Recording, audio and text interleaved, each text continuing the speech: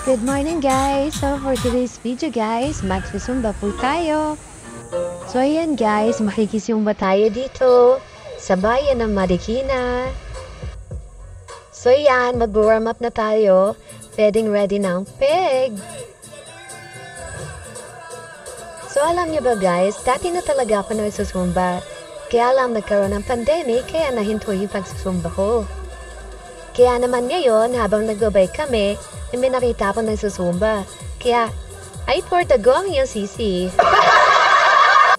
So ayan, dahil hindi natin alam ang dance step nila, so medyo namangapa tayo. Pero okay lang yan guys, makukuha din natin yan at diretso din ang paa natin dyan. Mas gusto ko ang nagsusumba kasi sa pagbabike hindi naman ako pinagpapawisan eh. Dito talagang tumatagaktak ang pawis ko. At syempre, na-enjoy ko din ang pagsasayaw. Ang sarap sa pakiramdam guys pag na-exercise mo paminsan-minsan yung katawan mo at feeling mo buong maghapon energetic ka. Pampawala din to ng stress mga guys, kaya kayo dyan, galaw-galaw. So ayan guys, nakikita niyo naman, simple lang naman ang galawan. Pero tumatagaktak na ang pawis ko niyan. Alam niyo pa guys, pwede rin naman kayo magsumba sa inyong mga tahanan.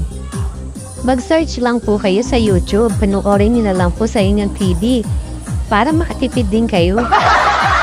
Kasi sa ganitong zumba guys, hindi naman pwede na basta na lang kayo papasok at sasayaw. Syempre magbabayad din kayo, no? Yun. Pero mura lang naman guys ang single nila. 50 pesos per head pero for 2 hours na yun. Pero mura lang naman din yun guys kasi apat naman yung instructors at saka nagbabayad din naman sila ng renta ng kuryente dito. O diba? Apat pa yung natuturo sa'yo. San ka pa? Saan naabot ang 50 pesos mo? So ayan guys, diba madali lang naman ang dance step nila? So ipipil mo lang din naman yung tugtog para makuha mo yung galawan. Marami nga guys na matanda dito sumasayaw eh. Pero wag ka, mas malambot ang katawan nila sa akin. Yun.